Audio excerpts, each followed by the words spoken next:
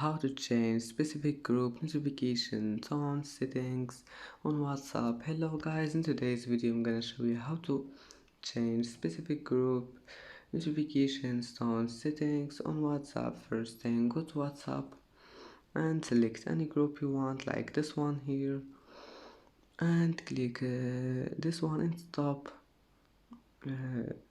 group profile, and here you will find custom notifications. Click on it, and then just here you will find notification tone. Just click on it and click settings, then just select anything you want here.